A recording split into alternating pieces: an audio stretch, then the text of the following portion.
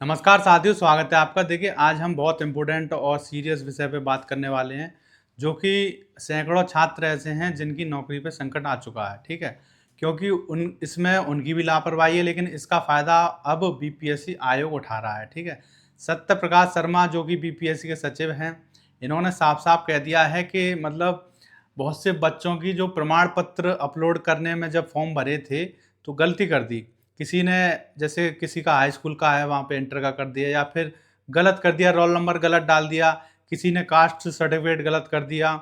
जो भी प्रमाण पत्र किसी ने अपने डॉक्यूमेंट वेरिफिकेशन में लगाए हैं, अपलोड किए हैं, उसमें कोई भी यदि गलती की है बीपीएससी टीआरई 3 वालों ने, तो उनकी काउंसलिंग से पहले वो उसको ठीक करना चाहते हैं। तो वो ये चाहते हैं कि आयोग अपनी वेबसाइट को कुछ दिनों के लिए खोल दे, 2-3 दिन के लिए, तो अपने सही प्रमाण पत्र वो डाल दें, उस पे अपलोड कर दें। लेकिन आयोग ने साफ-साफ मना कर दिया है, और ऐसा कभी होता भी नहीं है कि आपकी गलती का सुधार के लिए आयोग अपना प्रमाण पत्र मतलब अपनी वेबसाइट खोले। तो ये तो डीबीपीएसटी इसीलिए होता है, लेकिन यदि किसी के पास, अब इसमें पहली बात तो ये है कि जो ईमानदार विद्यार्थी हैं, जिनके पास सही सर्टिफिकेट है, बाय चांस किसी नंबर में गलती हो गई है, तब भी आयोग उनको शक की नज़र से देखता है, क्योंकि इसमें फर्जीवाड़ा बहुत ज़्यादा होता है और हो चुका है कि किसी ने अभी मान लीजिए सीटेट का सर्टिफिकेट कर दिया, या फिर एस्टेट का था उस पे, उसने सीटेट का फेल वाला डाल दिया, या फिर कोई बीएड वाला है, सीटेट की जगह उसने प्राइमरी सीटेट का डाल दिया जूनियर की जगह। तो इस तरह की गड़बड़ी है। अब मान लीजिए किसी ने तब तो गलत डाल दिया जो भी था उस पे, अब कोई सही करवा के या फिर फर्जी बनवा के जुगाड़ से कैसे भी और दूसरा सर्टिफिकेट दिखाना चाह रहा है, तो इसमें वो गलत विद्यार्थी भी चले जाएंगे ना।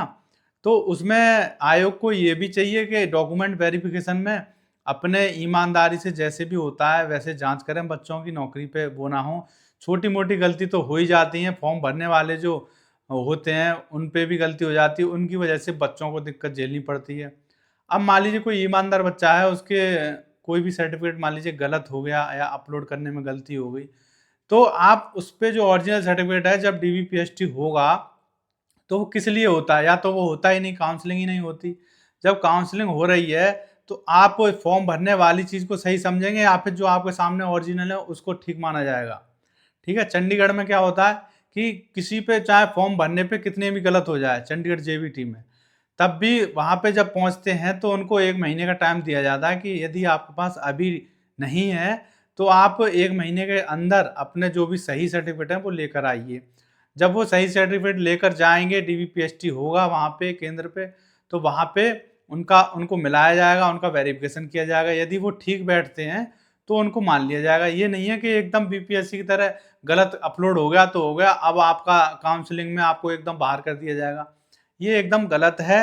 ये तो एकदम अ, ऐसा हो गया कि उनको एक बहाना चाहिए कि हमें अगली वैकेंसी के लिए पद चाहिए। तो ऐसा नहीं करना चाहिए। उनको अच्छी तरह डीबीपीएसटी में एक जो वहाँ पे टीचर हैं वही बैठते हैं, इंसान हैं, देख रहे हैं, पढ़े लिखे हैं वो भी, और सर्टिफिकेट ऐसा नहीं है कि वो पहचान नहीं पाएँगे। ये तो एक बहाना है। सर्टिफिकेट देखें, उसका नंबर देखें, प्रमाण पत्र संख्या देखें और उसको वेबसाइट से मिलाएँ, जो भी ओरिजिनल वेबसाइट है। अगर उस पे वो वेरीफाई हो जाता है तो कोई दिक्कत ही नहीं है। प्रमाण मतलब फॉर्म भरते समय कोई भी गलती यदि हो गई है, तो उससे और काउंसलिंग में फिर अंतर क्या बचा? काउंसलिंग मतलब फॉर्म भरते पे ही सब कुछ हो गया, फिर काउंसलिंग की ज़रूरत ही क्या? फिर तो सीधे फाइनल दे दीजिए आप। किसी का जिसका मतलब फॉर्म ठीक भर गया उसको सीधे जॉइनिंग दीजिए, और जिसका फॉर्म गलत भर गया उसको सीधे बाहर निकाल दीजिए। फिर तो ऐसा होना चाहिए, काउंसलिंग ही क्यों हो रही है?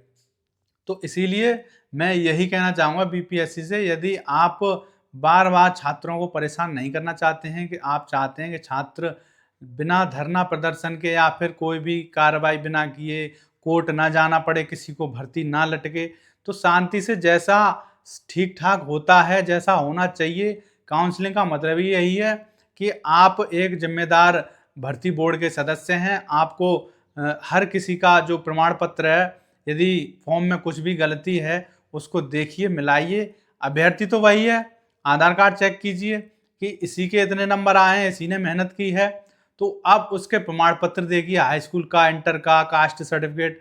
यदि कास्ट सर्टिफिकेट नहीं ला पा रहा वो ओरिजिनल, जिस कास्ट का उसने रिजर्वेशन का दावा किया है, तो उसमें उसको जनरल में डाल दीजिए। यदि जनरल में आने के बाद भी उसका नंबर आ रहा है तो उसको ले लीजिए। यदि जनरल में जाने पर और कास्ट सर्टिफिकेट नहीं अपलोड मतलब ठीक ठाक नहीं देने पर उसको उसका नंबर नहीं आ रहा है रिजर्वेशन कैटेगरी में, तब उसको आप बाहर कर सकते हैं। ये नहीं है कि उसने गलत सर्टिफिकेट अपलोड कर दिया, उसके पास सही सर्टिफिकेट है, तब भी आपने उसको बाहर कर दिया, फिर वो क्या करेगा? जिसके पास पैसे नहीं है वो कोर्ट भी नहीं जा सकता, बेचारा लौट के घर आ जाएगा और इसके जिम्मेदार कौन होंगे? आप होंगे।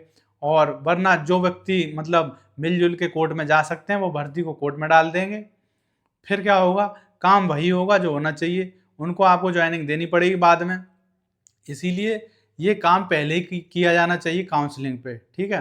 तो मेरी आशा यही है जिन बच्चों के गलत सर्टिफिकेट अपलोड हो गए हैं वो बिल्कुल भी चिंतित ना हो। ये न्यूज़पेपर में जो भी न्यूज़ आती रहती हैं उसकी वजह से कोई भी घबराने की ज़रूरत नहीं है। काउंसलिंग में आप जाएँ, यदि अभी पोर्टल नहीं खोल रहे वो तो कोई बात नहीं है, आप अपने जो भी सही डॉक्यूमेंट हैं उनको ग्रेड बी ऑफिसर से एक कॉपी अटेस्ट करा के भी ले जाएं और अपने स्वप्रमाणित भी लेकर जाएं और बिना प्रमाणित भी लेकर जाएं और वहां पे जाके दिखाएं। तब भी यदि कोई गड़बड़ी होती है, नहीं लेते हैं आपको, तो आप आरटीआई फाइल कर सकते हैं, ठीक है? रिट डाल सकते हैं हाई कोर्ट में। तो इनको आपको लेना ही पड़ेगा। जो चीज़ सही है वो सही है, जो गलत है वो गलत है, जो होना चाहिए वो होना चाहिए 100% और जो नहीं होना चाहिए वो किसी भी कीमत पर नहीं होना चाहिए। जो व्यक्ति जो बच्चा एकदम ईमानदारी से उसने फॉर्म भरा है और कोई गलती हो गई प्रमाण पत्र में लेकिन उसके पास ठीक डॉक्यूमेंट हैं तो उसको उसका नंबर आ गया है तो उसको उनको लेना ही पड़ेगा और 100% आपकी ज्वाइनिंग होगी, ठीक है? Thank you.